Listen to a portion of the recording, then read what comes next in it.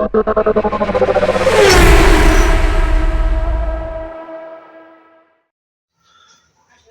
الخير على كل متابعين قناة ميكانيك الصعيد.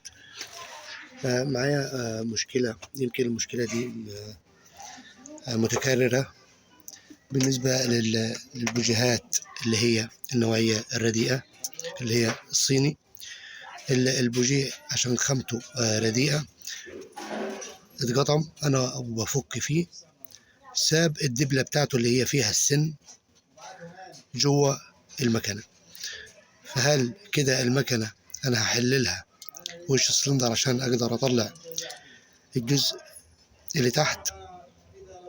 في تجربة أنا عملتها، لأن أنا يعتبر الفكرة جايبها من البراد، لأن البراد عنده ترابيع بيخرم ليها خرم في المسمار المقطوم وينزل التربيعة بالإجبار تعمل مكان لنفسها، فيروح مطلع المكان المقطوم، المسمار اللي هو متبقي المقطوم.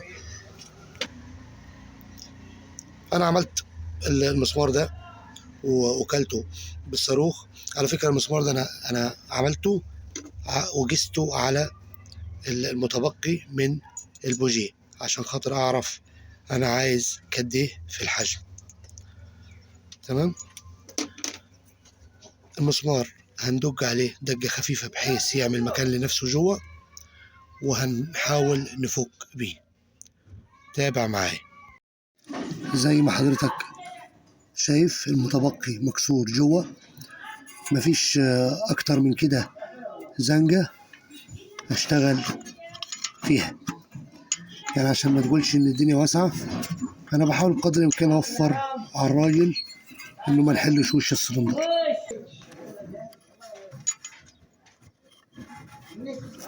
امسك كده، اسند كده زي ما انت كده،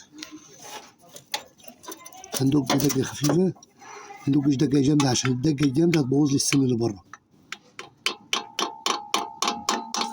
بالإحساس كده أحس إن هو عمل مكان لنفسه وأحاول أفك.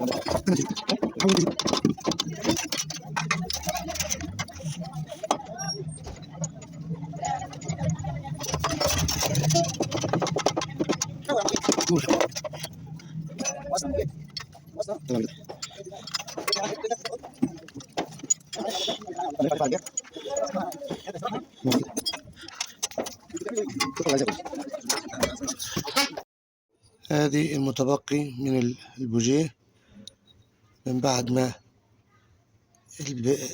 جوه اتعمل له تربيع باللي انا عامله ده. اتحل معايا بكل سلاسة من غير ما نحل وش السلندر. تمام.